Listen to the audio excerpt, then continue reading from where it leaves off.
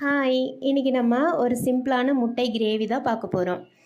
அதுக்கு ஒரு கடாயில் எண்ணெய் சேர்த்துட்டு 2 பட்டை, 2 கிராம்பு, 1 ஏலக்காய், 1 ஸ்பூன் சோம்பு, கொஞ்சமாக கட் பண்ணி வச்ச சின்ன வெங்காயம் சேர்த்துட்டு 2 பச்சை மிளகாய், கொஞ்சமாக கருவேப்பிலை சேர்த்து நல்லா வதக்கி விட்டுக்கோங்க. தட்டி வச்ச இஞ்சி பூண்டு ஒரு ஸ்பூன் போட்டுக்கோங்க. இஞ்சி பூண்டு பச்சை வாசம் போகிற வரைக்கும் நல்லா வதக்கிக்கலாம். ஒரு 3 மீடியம் சைஸ் தக்காளி சேர்த்துக்கோங்க. கொஞ்சமாக கல்லுப்பு சேர்த்து மூடி வச்சு வதக்கிக்கோங்க. நல்லா வதங்கிடும்.